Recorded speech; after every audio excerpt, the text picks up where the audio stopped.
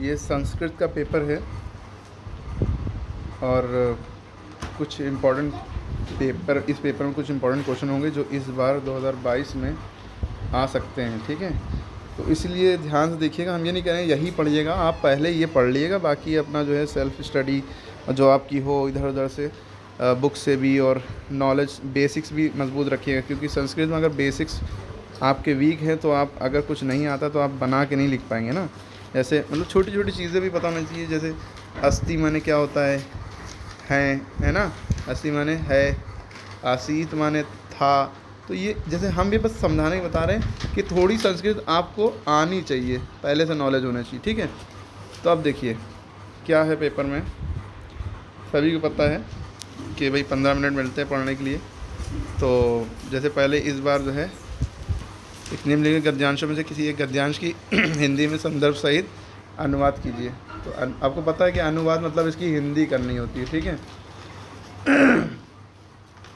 संदर्भ सहित मतलब ये किस पार्ट से लिया गया है ना, पहले वो लिखेंगे, फिर उसके बाद अनुवाद हेडिंग डाल के इसकी हिंदी करेंगे। अब ये का और खा दोनों में से एक करना है, जो आपको आता हो वो आप करिएगा। ठीक है, पहले बुक से पढ़ लिएगा, या विद्या हो या इसकी आपके पास जो भी हो, क्योंकि हम एक एक चीज़ बताएंगे तो पेपर बहुत ये वीडियो बहुत लंबा हो जाएगा। ठीक है, आप लोग पढ़ा तो होगा, बस हम ये इंपॉर्टेंट बता रहे हैं, या ज़्यादा इंपॉर्टेंट, लेकिन ये भी इंपॉर्टेंट है कि दोनों में से एक 100% फंस सकती है।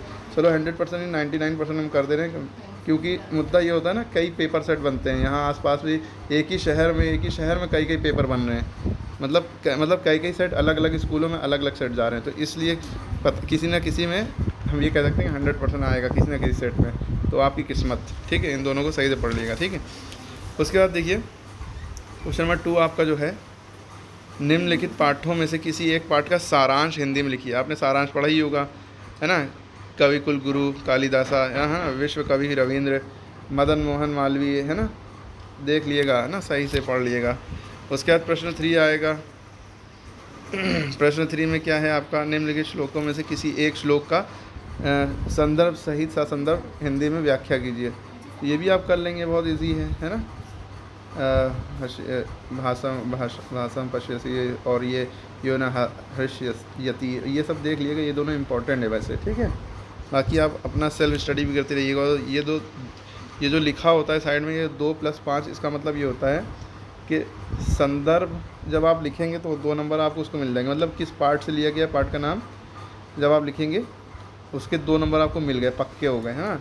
इसमें ट्रिक्स होती हैं, देख लिएगा, कोई एक पर्टिकुलर वर्ड देख लिएगा, कोई ना कोई वर्ड जो उस चैप्टर में ज़्यादातर यूज़ हुआ होगा, तो वो समझ जाइए कि इस चैप्टर का है ये। ठीक, फिर उसके बाद जब आप व्याख्या करेंगे तो उसके 5 नंबर आपको, व्याख्या माने इसकी हिंदी जब आप लिखेंगे तो उसके 5 नंबर, यानी 7 नंबर टोटल आपको मिल जाएंगे। ठीक, उसके बाद देखिए क्वेश्चन नंबर 4 आपका जो है, इसमें भी देख लिए, निम्नलिखित सूक्तियों में से किसी एक सूक्ति की ससंदर्भ हिंदी में व्याख्या कीजिए, है ना। तो ये सूक्ति हैं, आपने पढ़ी होंगी, ये इंपॉर्टेंट है, याली ख़ास करके पढ़ लिएगा। बाकी आपकी इस याली भी बहुत इंपॉर्टेंट है, बाकी जो आपके कोर्स में पढ़िएगा सब अपना सेल्फ, लेकिन ये ज़्यादा इंपॉर्टेंट है चीज़ें। ठीक है, तो ये भी आप देखिए ससंदर्भ है ना, यहाँ पे वही चीज़ कि संदर्भ आप लिखेंगे तो इसमें आपको 1 नंबर मिल जाएगा पक्का, कि किस पार्ट से लिया गया है, पार्ट का नाम खाली लिख दिएगा, ज़्यादा पूरा लॉन्ग हमारी प्रस्तुत बुक ये यहाँ ये सब पूरा लॉन्ग में ना लिखिएगा, बस खाली पार्ट का नाम, संदर्भ हेडिंग डालिए, पार्ट का नाम, बस पार्ट का नाम और इन्वर्टेड कॉमा में पार्ट का नाम लिख दिए। ठीक है, फिर उसके बाद आप व्याख्या हेडिंग डालिए, उसके अंदर इसकी जो हिंदी हो वो लिखिए प्रॉपरली, और ज़्यादा बड़ी होगी नहीं, छोटी सी होगी, सूक्ति है ना। उसके बाद देखिए आप श्लोक का अर्थ संस्कृत में लिखिए। ये सभी को पता है, एक आता है, कोई एक श्लोक करना होगा, या तो ये करिए या तो ये करिए। इस पर भी अच्छा, ये हम बता नहीं रहे, तो आप यहाँ पढ़ लिए, देखिए यहाँ एक लिखा है ना, चॉइस, इनमें से एक करना है, टेंशन नहीं लीजिएगा, बहुत बड़ा पेपर नहीं होता है, कर लेंगे आप लोग। ठीक है, और कोई एक श्लोक कर लेंगे, है ना। बाकी आप ये नहीं कह रहे हम सिर्फ यही पढ़ के जाइएगा, ऐसा नहीं, आप अपना भी पढ़ लिए, पहले ये सब पढ़ लीजिएगा सही से। और इसमें भी देखिए आपका 5 नंबर का है। ठीक है, इसमें ये मेंशन नहीं है, इसमें मेंशन क्या होगा, बस ये है कि अर्थ लिखना है, अर्थ हेडिंग डालेंगे आप, है ना, श्लोक का अर्थ हेडिंग डाल के बस इसकी जो अर्थ हो इन दोनों में, इसका जो अर्थ हो वो, या इसका, दोनों में से जिसका भी आता हो कर लेंगे। ठीक, उसके बाद देखिए निम्नलिखित किसी एक पत्र का चरित्र चित्रण हिंदी में लिखिए। किसी एक का, तो इनमें से ये देख लिए आप, महात्मना वाला इम्पोर्टेंट है, और वयम भारती वाला ज़्यादा इम्पोर्टेंट है। ठीक है, दीपक का है ना, वयम भारतीय पाठ के आधार पर दीपक का, है ना। बाकी दीपक के अलावा भी देख लीजिएगा, पढ़ना है तो पाठ ये ज़्यादा इम्पोर्टेंट पार्ट है। और बाकी आपकी मर्ज़ी है, महात्मना वाला भी इम्पोर्टेंट, महात्मा गांधी वाला, ठीक है, इसमें ही से फंस जाएगा एक ना एक। 4 नंबर का ये हो गया। उसके बाद निम्नलिखित में किन्हीं 2 प्रश्नों के उत्तर, अब देखिए 2 करना है कोई, ठीक है। महात्मा कुत्र जन्म लेभे, कहाँ उनका जन्म हुआ था ना, कुत्र माने कहाँ, तो किसी, और जीमूतवाहना किसके पुत्र थे, ठीक है, और कस्य तनया आसित, ठीक है।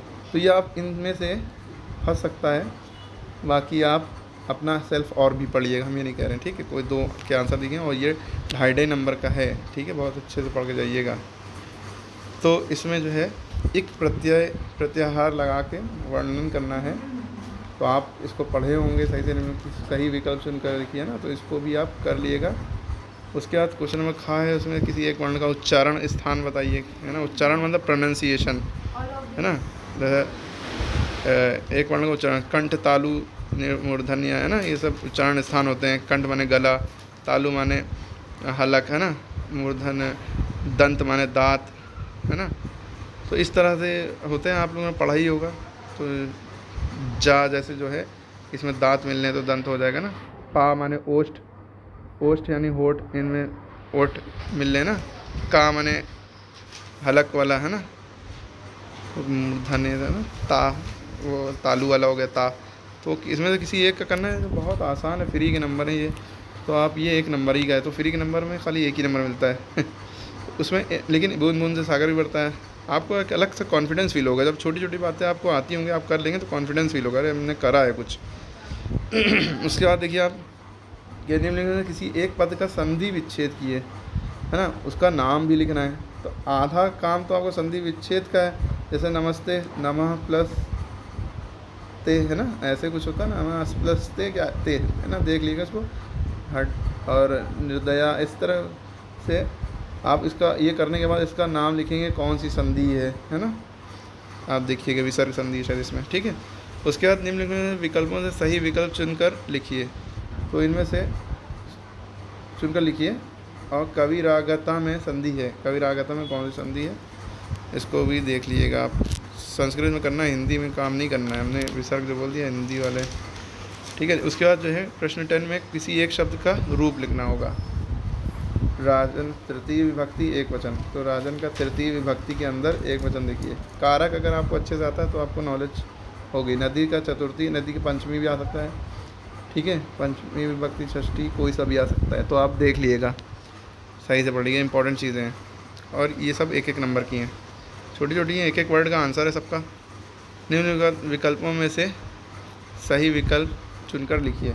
वार्णे पद किस विभक्ति एवं किस वचन का रूप है, तो वार्णे शब्द बताइए इनमें से किसका है, तो आप सोच पढ़ा होगा तो आप कर लेंगे, ठीक है। उसके बाद आप देखिए क्वेश्चन नंबर 11, निम्नलिखित में किसी एक धातु का रूप निर्देशानुसार लिखें, है ना। धातु मीन्स जो वर्ब होता नहीं है, पट धातु, जैसे पट मीन्स पढ़ना, तो हिंदी में नहीं होता था हस धातु, हस मीन्स हंसना, तो आपने पढ़ा ही होगा, हिंदी में तो पढ़ा पठती, पठता, पठंती, पठसी, पठता, पठत, पठामी, पठावा, पठावा, तो उसी तरह से। और ये जो लट लकार, लोट लकार, ये जो होते हैं सब इंग्लिश में टेंसेस जो आप लोग नहीं पढ़ते हैं, प्रेजेंट टेंस, पास्ट टेंस, है ना, तो लट लकार जो होता है आपका प्रेजेंट टेंस हो जाता है, लिरिट लकार जो होता है वो फ्यूचर टेंस हो जाता है ना। तो इस तरह से सब आपको होता है, तो इसमें सब 1-1 वर्ड के आंसर है ये, ठीक। कोई भी आता हो आप कर लीजिएगा। निम्नलिखित में सही विकल्प चुनकर लिखिए। नयामी रूप है लोट लकार का, इसका लिखना है नयामी, है ना। तो कौन सा है इसमें जो सही आंसर, वो जो सही आंसर हो बस वो पूरा क्वेश्चन ना उतारिएगा, वो जो सही आंसर हो उसके आगे लिख दीजिए, सब 1-1 नंबर का। उसके बाद है आपका निम्नलिखित समझ पदों में से किसी एक पद का समास विग्रह कीजिए, है ना। तो समास विग्रह आपने पढ़ा ही होगा, तो इनमें से किस तरह का कोई आ सकता है ना। बाकी जो आपके कोर्स में हो वो सही से कोर्स के अकॉर्डिंग देखिएगा, और जो लगातार आ रहे हों सन में 2018, 19, 20 में जो आए हैं, वैसे पेपर ही नहीं हुआ था लेकिन विद्या में छपा रहता है, तो देख लीजिएगा। विद्या नहीं है तो कोई बात नहीं, बुक से पढ़िए, बाकी यूट्यूबर्स को भी देख सकते हैं। प्रतिदिनम में समास कौन सा है, तो आप इसमें देखिएगा कौन सा है, प्रतिदिन मतलब डेली वाला। ठीक है। अच्छा, इस कुछ ट्रिक बता दो, जो द्विगु समास होता है या गिनती बताता है, जैसे चौराहा है ना, इस तरह की चीज़ें है ना, त्रिलोचन है ना, पंचवटी है ना, पंचवटी। और क्या होता है द्विगु मतलब गिनती लगी हुई, पंच सप्त ऋषि, नौ नौ रत्न, इस तरह की चीज़ें ना। बहुव्रीहि आपको पता ही है, पढ़ चुके हैं आप, नॉलेज होना चाहिए चीज़ों की कि जो है जैसे नीलकंठ, इस तरह के जो तो इतना टाइम नहीं लगाना है, बस आपको सेल्फ खुद पढ़ना है, इंपॉर्टेंट क्वेश्चन बता देने बस। निम्नलिखित रेखांकित पदों में से किन्हीं दो पदों के निर्देशानुसार विभक्ति का नाम लिखिए। तो आप इनमें से विभक्ति का नाम लिख लेंगे, पढ़ा होगा तो, लेकिन बस ये है खाली दो ही का लिखना है, ठीक है, पढ़े होंगे तो लिख लेंगे। निम्नलिखित में किसी एक पद में धातु एवं प्रत्यय बताएं। तो ये देख लिएगा, वैसे अच्छा ये सब इम्पोर्टेंट है, पठनीय है, लेकिन इनमें से धातु बताना और प्रत्यय कौन कौन सा लगा है, लेकिन इनमें से कोई एक आएगा, लेकिन पढ़ के आप ज़्यादा जाइएगा ताकि कोई भी फंस जाए तो आप कोई ना कोई एक ट्रिक वाला फंस जाएगा, विसर्ग वाला एक फंस जाएगा कोई ना कोई, इससे वो मतलब नहीं, आप वर्ड्स पढ़ने हैं, कर लेंगे आप, बस एक करना होगा इसमें। हाँ, इनमें से भी दो ही करने हैं, या क्वेश्चन नंबर 13 में भी दो ही करने हैं, ठीक है। उसके बाद 15 में है, किसी एक का वाच्य परिवर्तन करिए। एक्टिव पैसिव आपने पढ़ाई होगा इंग्लिश में, वाच्य है ना, तो आप कर लेंगे। सीता पत्रम लिखती, सीता पत्रम लिखती, तो सीता के द्वारा पत्र सीता के द्वारा लिखा जाता है, इसका करना होगा ऐसे, ठीक है। निम्नलिखित वाक्यों का संस्कृत में अनुवाद कीजिए। आप लोग बोलते हैं है ना, तुम राम हरी जाता है, तुम राम या हरी जाता है, तो इसका संस्कृत में करिएगा। उसके बाद आपका है लेकिन इनमें से ये सारे ही दे दिए हैं कि आपको संस्कृत में अनुवाद करने होंगे, तो ये सारे ही करने होंगे क्योंकि ये नॉलेज होना चाहिए आपको, ठीक है। ठीक, इसीलिए कह रहे थे कि आसीत, अस्ति, ये सब छोटे छोटे वर्ड हैं, इनका मतलब पता होना चाहिए, बाकी और भी नॉलेज होना चाहिए टेंसेस की, ठीक है। निम्न में किसी एक विषय पर संस्कृत में 8 वाक्यों में निबंध किए। खाली आपको 8 सेंटेंस में 8 लाइनों में लिखना है, तो ये इम्पोर्टेंट है, ठीक है। सदाचार तो इम्पोर्टेंट रहता ही है, बाकी पर्यावरण हमेशा इम्पोर्टेंट रहता है, और राष्ट्रीय एकता वाला है ना, और विद्या तो आप पढ़ते ही हैं ना, तो इस तरह से सत्संगति, इम्पोर्टेंट टॉपिक तो सारे ही हैं, कोई एक पे ये इम्पोर्टेंट चीज़ है, इनमें से ही फंस जाएगा, आप ध्यान से देख लिए। उसके बाद आपका है कि 4 पदों का संस्कृत वाक्यों में प्रयोग किए। तो वाक्य में यानी कि सेंटेंस आपको बनाना है इससे, और कोई 4 है ना, तो इसका मतलब आपको मतलब पता होगा कि इसका मतलब ये है, इसका मतलब ये, तो माने तुम होता है ना, तो अत्र माने यहाँ, तो इसका मतलब पता होगा तो आप माने अपने आप से बना लेंगे, कोई एक सेंटेंस सोचेंगे तो उसको संस्कृत में कन्वर्ट करके लिख लेंगे, ठीक है। तो बस आपके टोटल 18 क्वेश्चन आएंगे, और ज़्यादातर इसमें छोटे छोटे ये जो बूंद बूंद से सागर बनने वाले क्वेश्चन हैं, ये इस पे ध्यान दिएगा, घर पे सही से पढ़िएगा, और इससे कॉन्फिडेंस बहुत आता है। एक भी क्वेश्चन आप 1 नंबर का कर लेंगे तो आपको लगेगा आपने कुछ किया है, बस ऐसे ही कॉन्फिडेंस आया, पेपर अच्छा हुआ। कुल मिला के 100 की सीधी बात, कुछ छोड़ना नहीं है, कुछ छोड़ना नहीं है, सारे क्वेश्चन नंबर उतरे हों, मतलब क्वेश्चन नंबर प्रश्न 12 का सेकंड या फर्स्ट जो भी कर रहे हो, सारे क्वेश्चन 12 का खा है ना, और छोटे छोटे क्वेश्चन चाहे तो उतार लो, कोई दिक्कत नहीं है, लेकिन कहने मतलब कुछ छोड़ना नहीं है, यही सूत्र है, कुछ छोड़ना नहीं है। और क्या नहीं करना है, गाली नहीं लिखना है और गाने नहीं लिखना है, ये 2 काम मत करना बेटा, आपकी सख्ती बहुत होगी, ठीक है, ये 0 मिलेगा, कट जाएगी। और एक काम और, पैसे नहीं लगाना है, 100 का नोट, 500 का नोट, 2000 का नोट, ये सब ना लगाना, ठीक है। सब टीचर बैठे रहते हैं इकट्ठा, बेइज्जती टीचर अपनी सहेगा नहीं। कुछ होते हैं हाँ, लक्ष्मी आगे टीचर सोचते हैं, लेकिन वो अब बहुत कम ही बच्चे हैं, सब ईमानदारी हो चुके हैं, ठीक है।